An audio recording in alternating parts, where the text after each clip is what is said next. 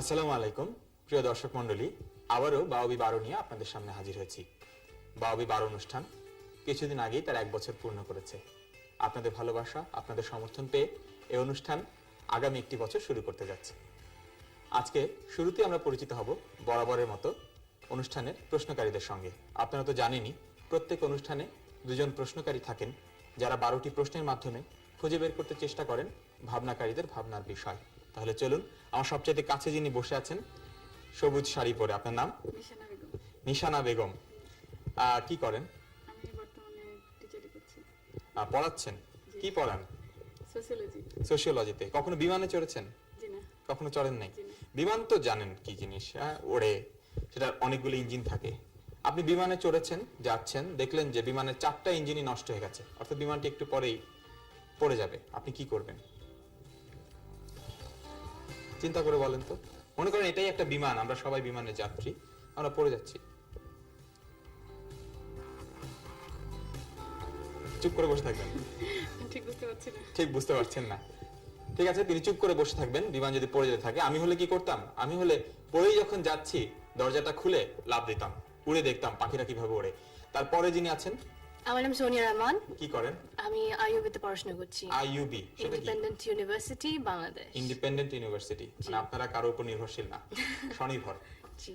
পড়াশোনার পাশাপাশি আর কিছু করেন? হ্যাঁ, বলতে গেলে ডিবেট করেন? কিছুটা আঁকাআঁকি করি, আঁকাআঁকি গান করেন? বাজনা, নাচ করি। নাচ খুব ভালোবাসি। নাচ খুব ভালোবাসেন? জি। নাচের মুদ্রা দেখাতে পারবেন? কেন পারবো না? হরিণ, পাখি, প্রজাপতি? এটা একটু ওইভাবে করতে হবে। তাই? আচ্ছা। আর সাপ? হ্যাঁ, সাপ তো পারবোই। সাপ পারবেন? হ্যাঁ। কোনটা বেশি ভয় পান, সাপ না বাঘ?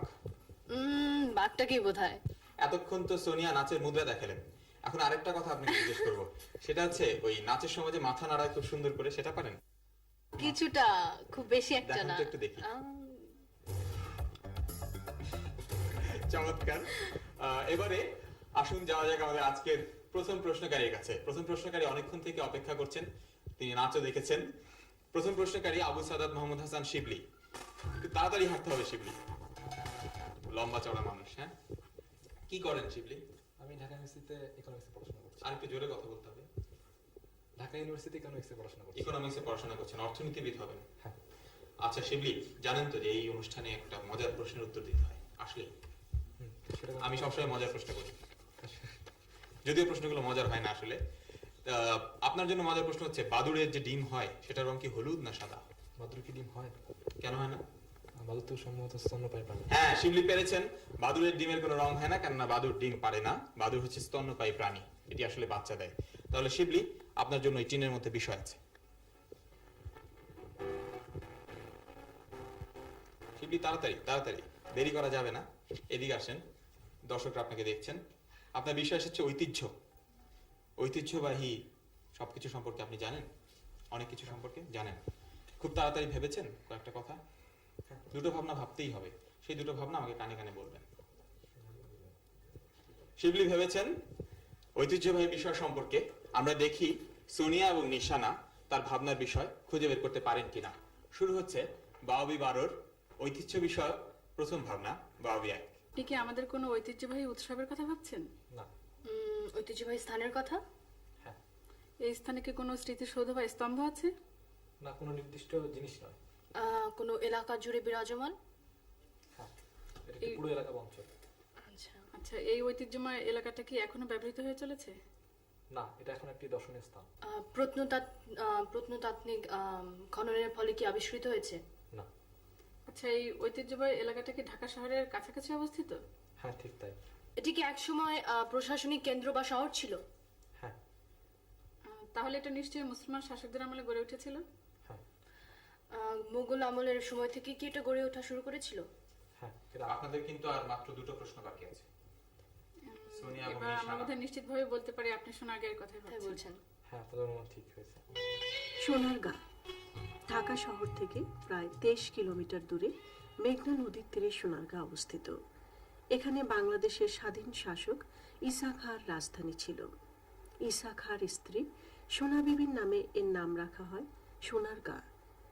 মোগল সম্রাট আকবরের রাজত্বকালের সময়সীমা পর্যন্ত সোনারগাঁ বাংলার রাজধানী ছিল, যখন সোনারগাঁকে বলা হতো হজরত জালাল সোনারগাঁ। সোনারগাঁ সে সময়কার আয়তন ছিল দৈর্ঘ্যে 48 মাইল ও প্রস্থে 20 মাইল। মেঘনা, ব্রহ্মপুত্র ও লক্ষা নদীর মিলনস্থলে অবস্থিত হওয়ায় সোনারগাঁ বন্দর হিসেবেও প্রসিদ্ধি লাভ করেছিল। 1500 শতাব্দীর চীনা পর্যটকদের লেখা থেকে জানা যায়, সে সময় সোনারগাঁ চারদিকে দেয়াল ঘেরা, প্রশস্ত রাস্তা, মন্দির ও হাটবাজার নিয়ে এক সমৃদ্ধ শহর ছিল। তবে আজ এর ভগ্নস্তূপই শুধু পড়ে আছে। অতীত সভ্যতার যেসব নিদর্শন সোনারগাঁয়ে দেখা যায়, তার মধ্যে আছে বিরাট দিঘি, মাটির স্তূপ ও কেল্লা। পানামনগর স্থানে পুরনো শহরের কিছু নিদর্শন এখানে দেখতে পাওয়া যায়। শেরশাহের বিখ্যাত গ্র্যান্ড ট্রাঙ্ক রোডের শুরুও এই সোনারগাঁ থেকে। সুলতান গিয়াসউদ্দিন আজম শাহের মাজার ও 5 পীরের মাজার সোনারগাঁয়েই অবস্থিত। বর্তমানে সোনারগাঁয়ে একটি লোকশিল্প জাদুঘর স্থাপিত হয়েছে। অতীতকে সাক্ষী রেখে সোনারগাঁ এখন পর্যটকদের জন্য একটি আকর্ষণ হিসেবে টিকে রয়েছে। এবারে শিবলির দ্বিতীয় ভাবনা, সোনিয়া এবং নিশানা তৈরি, শিবলিও তৈরি। দেখা যাক কে হারে কে জেতে। আপনি কি কোনো ঐতিহ্যবাহী স্থানের কথা ভাবছেন? না। তাহলে কি আপনি কোনো ঐতিহ্যবাহী ঘটনার কথা ভাবছেন? না। এটি কি কোনো ঐতিহ্যবাহী শিল্প বা হস্তশিল্প জাত কোনো কিছু? হ্যাঁ, ঠিক তাই। আচ্ছা, এই পণ্য কি এখনো তৈরি হয়? হ্যাঁ, এই পণ্য এখনো তৈরি হয়, তবে এটি একটি বিশেষ অঞ্চলের ঐতিহ্য। এটি কি সারা বাংলাদেশেই তৈরি হয়? হয়তো বা হয়, তবে এটি একটি বিশেষ অঞ্চলে তৈরি হয় এবং সেই অঞ্চলের ঐতিহ্য এটি। আচ্ছা, এই ঐতিহ্যবাহী পণ্যটি কি কোনো পোশাক? না। কোনো গৃহস্থালী পণ্য? হ্যাঁ। যদি উদ্ভিদজাত কাঁচামাল ব্যবহার করা হয়, তাহলে এটাতে কি আমরা খড়, বেত এগুলো ব্যবহার করা যায় এগুলোতে? হ্যাঁ, বেত ব্যবহার করা চলে। মাটি? না, মাটি ব্যবহার করা যায় না। এটা কি বুননের সাহায্যে তৈরি করা হচ্ছে? হ্যাঁ। আচ্ছা, এটা কি আমাদের দেশের উত্তর পূর্বাঞ্চলে পাওয়া যায়, যার দেশ বিদেশে খ্যাতি রয়েছে অনেক? হ্যাঁ, আপনার মনে ঠিক হয়েছে। এটা কি সিলেটের শীতলপাত্রীর কথাই বলছেন আপনি? হ্যাঁ। হ্যাঁ, সোনিয়া এবং নিশানা এবারও নিশানা তাক করতে ব্যর্থ হননি। শিবলির ভাবনা খুঁজে বের করে ফেলেছে। এটি ছিল আমাদের অতি পরিচিত শীতল পাটি, যার উপরে বসতে আমরা খুবই পছন্দ করি। দেখা যাক তারা শিবলির জন্য কি মজার প্রশ্ন রেখেছে। আচ্ছা, এই মজার প্রশ্নটা পাঠিয়েছে সাজেদ ঢাকা থেকে। ডাব না খেলে কি হয় বলুন তো? ডাব না খেলে মানুষ মারা যায় না অন্তত। না, তা তো জানি না, কিন্তু কি হয়? আর সুযোগ দেওয়া যাবে না, কিছু তো শিবলিকে। হওয়ার কথা না। কিছুই হওয়ার কথা না। ডাব না খেলে কি হয়? নারকেল হয়। এবারে শিবলির পরের অতিথির পালা। লাল টুকটুকে একটা জামা পরে দূরে দাঁড়িয়ে আছেন শারমিন আক্তার জাহান নীলা। এত আস্তে হাঁটছেন কেন নীলা? শিবলি আস্তে আস্তে হাঁটলো বলে? নীলার ইংরেজি কি জানেন তো না? স্যাফায়ার। আপনাকে কেউ স্যাফায়ার ডাকে না নিশ্চয়ই। একটু এদিকে আসেন, ক্যামেরা আপনাকে দেখা যাবে। আপনাকে কেউ নিশ্চয়ই স্যাফায়ার ডাকে না। নিজে সবাইকে স্যাফায়ার বলেন না? কি করেন? ঢাকা মেডিকেলে সেকেন্ড ইয়ারে পড়ছি। ঢাকা মেডিকেল কলেজে পড়ছেন, চিকিৎসক হবেন। আচ্ছা, আপনাকে একটা চিকিৎসা নিয়ে প্রশ্ন করা যাক। একজন রোগী চোখে কম দেখছেন, তো ডাক্তারের কাছে গেলেন চশমা নিতে। ডাক্তার তাকে পাওয়াটা সব দেখলেন, দেখে চমৎকার চশমা দিলেন, কোনো ভুল নেই, চশমার পাওয়া সব ঠিক আছে। তারপর তাকে চশমা পরিয়ে জিজ্ঞেস করলেন দেখতে পাচ্ছেন? তিনি বলেন হ্যাঁ, কিছুই পড়তে পারছি না, কিছুই পড়তে পারছি না। তিনি বারবার বলছেন এটি কিভাবে সম্ভব? কিছুই পড়তে পারছেন না, পারছেন না, পারছেন না। তিনি আসলে পড়তে জানেন না, তিনি লেখাপড়াই জানেন না, সেই জন্য তিনি দেখতে পাচ্ছেন যদিও পড়তে পারছেন না। ওইখানে আপনার জন্য বিষয় আছে।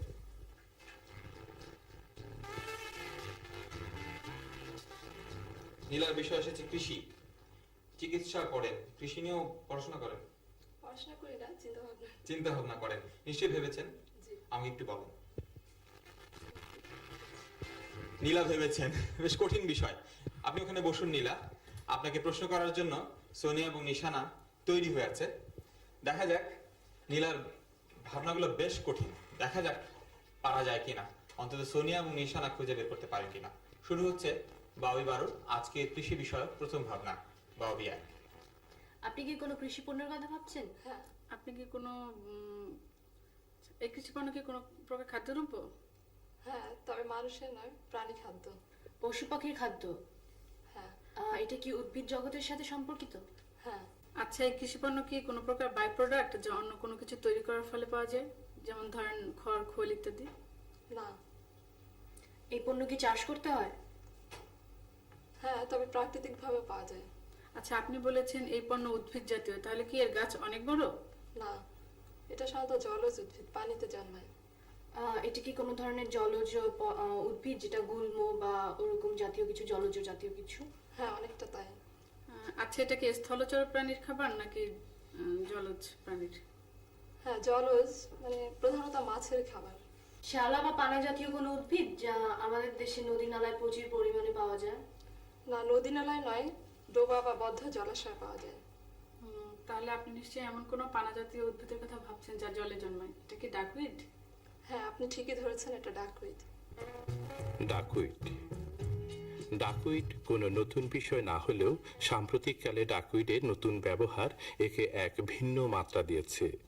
আমাদের দেশে গ্রামে গঞ্জের পতিত ডোবা বা পুকুরে বদ্ধ পানিতে এই ডাকউইড দেখতে পাওয়া যায়। পতিত ডোবা বা পুকুরের পানির উপরিভাগে যে সমস্ত সবুজ আস্তরণ পড়ে তাকেই ডাকউইড বলা হয়। এই ডাকউইডকে এতদিন আবর্জনা হিসেবে মনে করা হলেও বর্তমানে এর একটা উপকারিতা পাওয়া গেছে। ডাকউইড খুব প্রোটিন সমৃদ্ধ হয়, এটা স্বল্প ব্যয় সাপেক্ষে ও সহজলভ্য মাছের খাদ্য হিসেবে সমাদৃত হতে শুরু করেছে। এশিয়ার অনেক দেশে, বিশেষ করে থাইল্যান্ড, ফিলিপাইন ও ভারতে মাছের খাবার হিসেবে ডাকউইড ব্যবহৃত হচ্ছে। পতিত পুকুরে বা ডোবার বদ্ধ পানিতে ডাকউইড প্রাকৃতিকভাবে পাওয়া গেলেও বাণিজ্যিকভাবেও ডাকউইড চাষ করা যায়। বাংলাদেশের মির্জাপুরে পরিকল্পিতভাবে ডাকউইড চাষ শুরু হয়েছে। ডাকউইড প্রবাহমান পানিতে দেখা যায় না। বদ্ধ বর্জ্য পানিতে ডাকউইডের চাষ ও ফলন ভালো হয়। সাধারণত ডাকউইডের 3টি জাত আছে। গোল ধরনের পাতা হলে কুটিপানা, তেঁতুল পাতা ধরনের হলে তেঁতুলে পানা এবং সূক্ষ্ম সুজির মতো হলে একে বলা হয় সুজিপানা। প্রাকৃতিকভাবে দ্রুত বর্ধনশীল ডাকউইড কার্প ও নাইলোটিকা জাতীয় মাছের জন্য বেশ উন্নত মানের খাবার। এছাড়া প্রক্রিয়াজাত করে পোলট্রি ফিড হিসেবেও এই ডাকউইড ব্যবহার করা যায়। আসার কথা হলো, বাংলাদেশের মাছ চাষিরা সহজলভ্য, সহজে চাষযোগ্য এবং স্বল্প ব্যয় সাপেক্ষ এই ডাকউইড চাষে আগ্রহী হয়ে উঠেছেন। এতক্ষণ আমরা ডাকউইড সম্পর্কে শুনলাম এবং দেখলাম। এবারে দেখা যাক দ্বিতীয় ভাবনাটি খুঁজে বের করতে পারেন কিনা সোনিয়া এবং নিশান। আপনি কি কোনো কৃষি সমস্যার কথা ভাবছেন? না। তবে কি কোনো কৃষি পণ্যর কথা? হ্যাঁ এই কৃষি পণ্য কি কোনো প্রকার খাদ্যদ্রব্য? হ্যাঁ। কোনো ধরনের ফল? না। তবে কি এটা কোনো শস্য? না। এটা ফল, শস্য কোনোটাই নয়। তবে এটা কি আমাদের কোনো খাদ্য? হ্যাঁ, তবে ফল বা শস্য না। আপনাদের 6টা প্রশ্ন হয়ে গেছে, অর্ধেক শেষ, আর 6টা প্রশ্ন আছে। তাহলে কি এটা কোনো প্রাণীজাত কোনো পণ্য? না, প্রাণীজাত নয়, উদ্ভিদজাত পণ্য। এটা কি কোনো সবজি? না। আমরা কি এটা সরাসরি সবজি হিসেবে গ্রহণ করে থাকি? না, সবজি হিসেবে না, আমরা এটা অন্য খাবারের সাথে আনুষঙ্গিক হিসেবে ব্যবহার করি। এটা কি কোষযুক্ত এবং মাটির নিচে জন্মায়? না, কোষযুক্ত নয়, মাটির নিচে নয়, মাটির উপরেই জন্মায়। আচ্ছা, এই কৃষি পণ্য কি কাঁচা অবস্থায় সবুজ এবং পাকলে লাল রং ধারণ করে? হ্যাঁ, আপনি ঠিকই ধরেছেন। এটা তার মানে কি মরিচ? হ্যাঁ, আমি মরিচের কথাই ভাবছিলাম। আচ্ছা, এবার তাহলে আপনাকে মজার একটা প্রশ্ন করি। টক, ঝাল, মিষ্টি ছাড়া আর কোন ধরনের স্বাদ আছে? তিতা। এবারে আমাদের অনুষ্ঠানের সবশেষ অতিথির পালা। এটি কালো জামা পরে দূর থেকে গুটি গুটি পায়ে হেঁটে আসছেন। আপনার নাম? সাদিয়া শারমিন টুকু। আর একটু কাছে এসে দাঁড়ান, ক্যামেরায় দেখা যাবে আপনাকে। সাদিয়া শারমিন টুকু, এই জন্যই টুকটুক করে হাঁটছিলেন। কি করেন? আমি অনার্স ফার্স্ট ইয়ার জিওগ্রাফি। তাই ভূগোলে পড়ছেন? জি। ভূগোল খুব ভালো লাগে পড়তে? এখন পর্যন্ত মানে ফার্স্ট ইয়ার তো অত ভালো করে বুঝে উঠতে পারেন নাই, পরে বুঝতে পারেন যে ভূগোলের চাইতে ইতিহাস ভালো। মনে হয় সেরকম একটা। আপনাকে একটা প্রশ্ন করি, JULY জুলি না জালি? তাড়াতাড়ি বলতে হবে। জুলি। এটা হচ্ছে জুলাই, জুলাই মাসের বানান, সবাই ভুল করে, ওইখানে আপনার জন্য বিষয় আছে।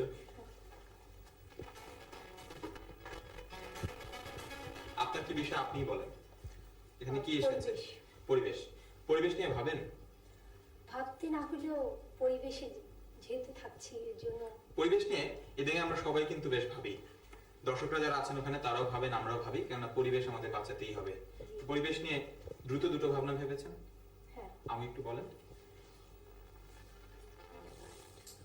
হ্যাঁ, চমৎকার দুটো ভাবনা ভেবেছেন। এই দুটো ভাবনা বের করে ফেলা আপনাদের উচিত, কেননা পরিবেশ নিয়ে প্রচুর কথাবার্তা হচ্ছে। এবারে দেখা যাক আমাদের ভাবনাকারী টুকুর পরিবেশ বিষয়ক ভাবনার বিষয় খুঁজে বের করতে পারেন কিনা সোনিয়া এবং নিশানা। শুরু হচ্ছে 12 পরিবেশ বিষয়ক প্রথম ভাবনা। 12 পরিবেশের কোনো সমস্যার কথা কি ভাবছেন? হ্যাঁ আচ্ছা, এই সমস্যা কি প্রাকৃতিক না মানুষের সৃষ্টি? হ্যাঁ মানুষের সৃষ্টি। এই সমস্যার ফলে কি মানুষের স্বাস্থ্য বিপন্ন হতে পারে? না সরাসরি না, তবে দীর্ঘ সময় ধরে চলতে থাকলে পরোক্ষভাবে জনস্বাস্থ্য হুমকির সম্মুখীন হতে পারে। আচ্ছা, আপনার ভাবনায় যে সমস্যাটি রয়েছে সেটি সুনির্দিষ্ট কোনো উপাদান নিয়ে যা পরিবেশের জন্য দূষণীয়? হ্যাঁ তার মানে এটি পরিবেশের জন্য হুমকি স্বরূপ। এটা কি কোনো শিল্প বর্জ্য পদার্থ? না আচ্ছা, এই উপাদানটা কি কোনো জৈব বর্জ্য? না তাও নয়। কোনো রাসায়নিক পদার্থ? হ্যাঁ রাসায়নিক যৌগ বলা যায়। আচ্ছা, তাহলে আমরা কি এটা এমন কিছু নির্দিষ্ট কাজে ব্যবহার করি, যেমন কলকারখানায় বা?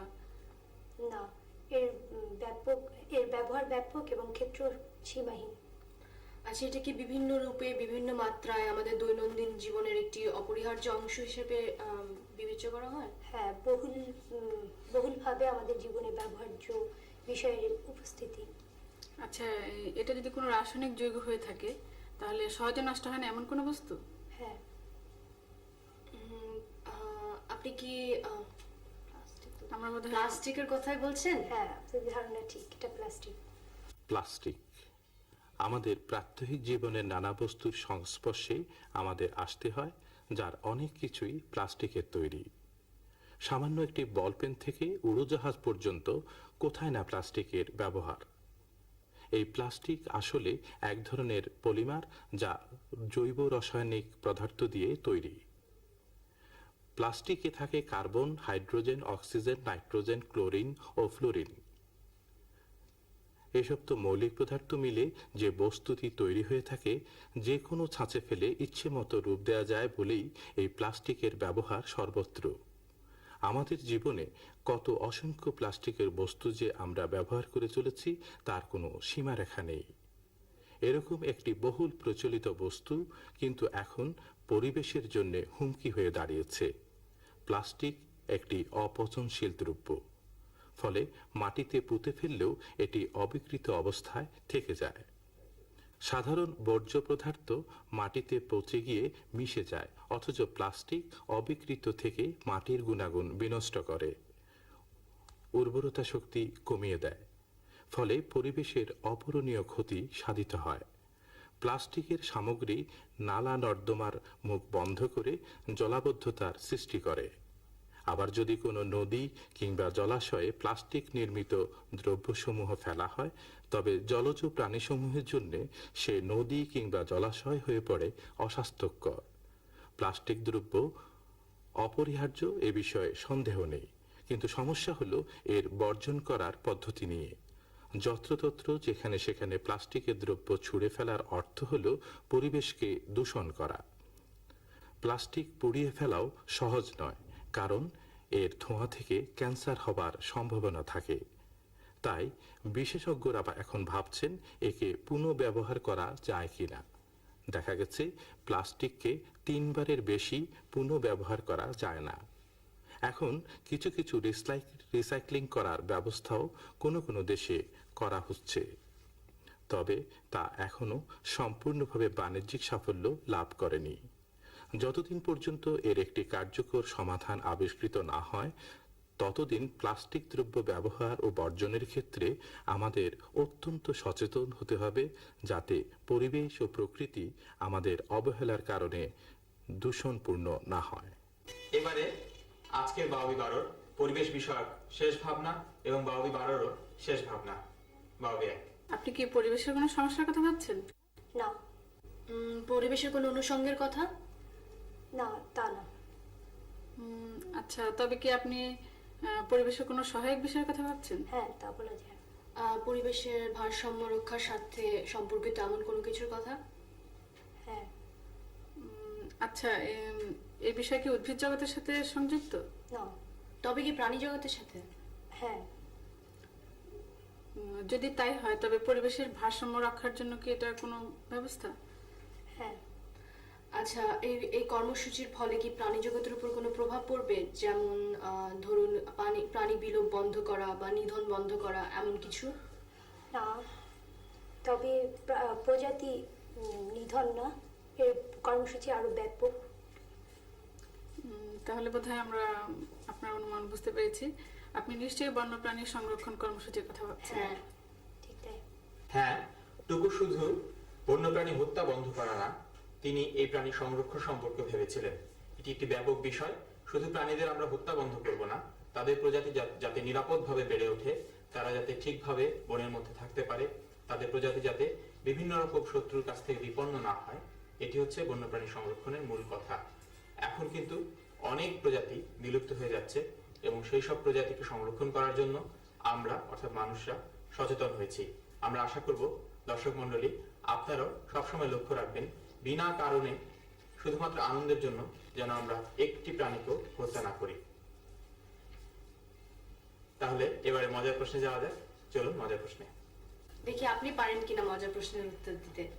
আপনি কি একটা কলম একটা বইয়ের 99 এবং 100 পৃষ্ঠার মাঝখানে রাখতে পারবেন? 99 এবং 100 পৃষ্ঠার মাঝখানে। আবার বলুন তো। মানে আপনাকে একটা কলম দিচ্ছি আমি, হ্যাঁ। সেই কলমটা একটা বইয়ের মাঝখানে আপনার রাখতে হবে। এক পাশে আছে 99 পৃষ্ঠা, এক পাশে আছে 100 পৃষ্ঠা, তার মাঝখানে আপনার কলমটা রাখতে হবে। আপনি কি তাই পারবেন? কেন পারবেন না টুকু? আসলে কোনো বইয়েরই 99 আর 100 পৃষ্ঠার মাঝখানে কলম রাখা সম্ভব না। কেননা এখনই একটি বই হাতে নিয়ে দেখতে পারেন, প্রত্যেকটা বইয়েরই 99 আর 100 পৃষ্ঠা হচ্ছে একটি পাতারই এই পিঠ আর ওই পিঠ। এই জন্য এইটুকু বলেছেন না, কিন্তু কেন না সেটি তিনি বলতে পারেননি। যাই হোক, আজকের মতো আমাদের অনুষ্ঠান আমরা এখানেই শেষ করতে যাচ্ছি। দর্শক মণ্ডলী, আপনারা আমাদের কাছে নিয়মিত মজার প্রশ্ন পাঠাচ্ছেন, পরামর্শ পাঠাচ্ছেন। যারা আমাদের কাছে মজার প্রশ্ন ও পরামর্শ পাঠাচ্ছেন, সব মজার প্রশ্ন আমরা কিন্তু গ্রহণ করতে পারছি না। অনেক প্রশ্ন আমরা আগেই করে ফেলেছি, অনেক প্রশ্ন আবার ধাঁধার মতো হয়ে যাচ্ছে, ঠিক মজার প্রশ্ন হচ্ছে না। তবে যাই হোক না কেন, আপনারা যারাই আমাদের কাছে চিঠি লেখেন, পরামর্শ দেন, তাদের প্রত্যেককে আমাদের অনুষ্ঠানের পক্ষ থেকে ধন্যবাদ। আপনারা চিঠি লেখা বন্ধ করবেন না। আমাদের এই অনুষ্ঠানে নতুন যা কিছুই হয় সব আপনাদের পরামর্শ নিয়েই হয়। তাহলে আজকের মতো আপনাদের কাছ থেকে এখানেই বিদায় নিচ্ছি। তার আগে আমাদের কাছে চিঠি লেখার ঠিকানা: প্রযোজক বাউবি 12, বাংলাদেশ উন্মুক্ত বিশ্ববিদ্যালয়, teachers training college campus, Dhanmondi, Dhaka 1205। আজকের মতো এখানে বিদায় নিই। খোদা হাফেজ।